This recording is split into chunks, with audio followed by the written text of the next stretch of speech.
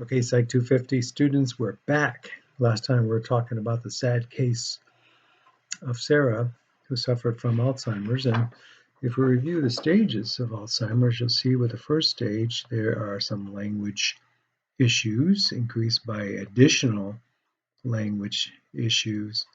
And then we gradually move into major cognitive deterioration, and that, of course, affecting physicality of the individual, where they're not able to recognize what a fork is, how to eat, how to chew, how to swallow things, as you can see, needing tremendous care. Some individuals throughout society, some famous people, including the great painter of Norman Rockwell, the actress Rita Hayworth, and former President Ronald Reagan. I remember some years ago when Ronald Reagan was asked about his role in the Iran-Contra event, and him saying, "I don't remember." And my first suspicion was, well, yeah, he's saying I don't remember because he wants to protect himself, he wants to protect people around him. Now looking back reflectively, maybe he really didn't remember what was going on. Maybe he started having some symptoms. He was an old, elderly person when he became president, and of course he served 2 terms. I often tease you students when you're in the class and saying, what drugs do you have today? And of course I'm referring to caffeine and things of that nature. But delirium is something that can be caused by substances when people appear quite confused. Sometimes they're taken to the emergency rooms, and we have to rule out any kind of chemical substance. So that's why they ask you or people you're with what kind of substances you might have been exposed to, or maybe you ingested. It could be a case that you're suffering from a psychotic break. So we want to rule out a variety of different things. So be as open and honest as possible.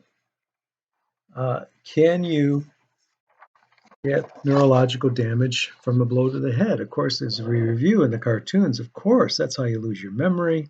You get bopped in your head, and then to gain your memory back, you get bopped again. But absolutely, you can get neurological damage through blows to the head. This is why it's quite common if you're in an automobile accident and you happen to strike your head. Hopefully you're wearing your seatbelts, but sometimes seatbelts break. It's very common for you to not remember what happened. It's not that you're trying to protect yourself from liability necessarily. It's just you really don't remember. Sometimes you don't even remember getting into the car for the drive. And that's not because you're intoxicated. It's because the blow to the head may result in some short-term memory issues. So we've talked about Alzheimer's, but another substance I want to talk about, or another disease that is an illness, is called Parkinson's. And Parkinson's, unfortunately, has struck many different people. And a couple case studies I want to refer to in relationship to Parkinson's.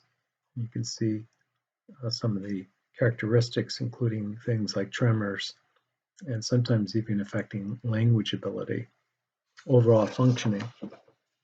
Are 2 famous people, and one of them is Muhammad Ali, and the other person is Michael J. Fox. Now, for those who are not familiar with Muhammad Ali, he was born Cassius Clay, and eventually changing his name to Muhammad Ali, and some would argue was the greatest or one of the greatest heavyweight boxing champions of all time. Now, one thing about Muhammad Ali was he was known for his gift of gab. He would like to make poetry before every fight. He would spin words around. As a matter of fact, in my library, I have a book called Ali Rap, and it just is comprised of a bunch of photographs of him, but also some of his sayings that he was known for. people were of two minds when it came to Muhammad Ali. Some people absolutely adored him because he stood up for his rights, right in the middle of being heavyweight champion of the world. He became a conscientious objector to the Vietnam War. He refused to enlist in the army, and he was put in prison for that, thus throwing away millions of dollars that he could have made as a heavyweight fighter. Other people hated him from day one. Some of it was spurred by his bravado. Others just hated him because he was African American and they didn't like him being successful. Or maybe they hated him because he converted to Islam and he was a Muslim. So, whatever reasons, whether you loved or hated Muhammad Ali, he was quite a sensation. But then over time, his gift of gab started to decrease substantially, and people around him described him as slowly turning inwards. And throughout the years, we would honor him for his major accomplishments as he got older, but people saw a different Muhammad Ali. His face was very non-expressive. He became very nonverbal. He was slow in movement when we knew that he was exactly the opposite in his youth. So, obviously, suffering from Parkinson's, some of it you cannot dispel the relationship between his choice of profession and the neurocognitive damage that he suffered later in life. When asked when he was champion if he had a son, would he encourage his son or a young person to go into boxing? His answer was no, absolutely not. So he recognized the dangers that he was involved in. But as usual, whatever profession we get into, if we're passionate about it, if we love it, then we want to continue doing it. And especially if we're compensated in some ways. And the one thing I've always said is, you can have a very low paying job and just barely make your bills. But when you finish with your education, the doors are open, right? And you're going to get positions where you're going to be making a lot more money. But guess what? You live in bigger homes, you're driving newer cars, and you still have all those bills, and you might just barely make it. So it's a matter of managing your money and your resources. The other case study I want to talk about is an actor who I still love and is still with us. Muhammad Ali died a few years ago, rest in peace. But Michael J. Fox came on my radar when he was on a television program called Family Ties. Exceptional comedian. I believe he's originally from Canada. And just hilarious person. And then he really opened up my eyes when I saw him in a series of films called Back to the Future, where through a DeLorean automobile, you could travel back to the future, which led to a variety of spin-offs as well as a variety of adventures of what it's like to go back. I mean, picture this, you're a teenager and you go back to your parents' generation when they're young and what it's like to live in the past and know all the knowledge that you have of the future. Well, Michael J. Fox was having a pretty successful career in acting when he noticed a variety of different symptoms that started to affect him, mainly tremors, right? First writing it off as, just a phase he was going through, or perhaps consuming too much alcohol the previous night, and eventually realizing that the tremors were getting worse. And of course, Michael J. Fox could have done what a lot of people have done. It's just gone into seclusion, felt sorry for himself, and of course he did go through the phases of grief that we're familiar with. But he has essentially become a spokesperson, raising funds to study Parkinson's. He's done a variety of different treatments, including some brain surgery. and he has gotten definitely a lot better, but not nearly as where he'd like to be. But fortunately, he has a supportive wife and supportive family, and he's made the best out of his situation. And he's still active, not acting as many movies or television shows, but apparently he still shows up from time to time. A lot of his time is getting the public more aware of this illness.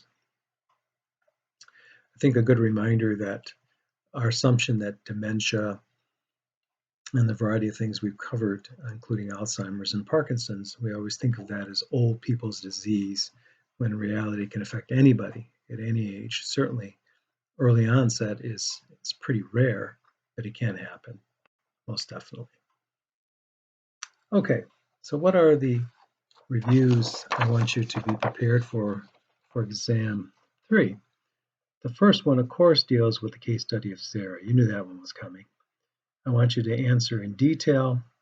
I want you to describe the diagnosis that she was given, how she fit the diagnosis. And as usual, I'm hoping that you'll include more detail. Some of you really spend some time writing pretty concrete answers for exam 2, answering every component, maybe even doing some additional research to fill up those pages with good concrete answers. Couldn't help but give you full credit.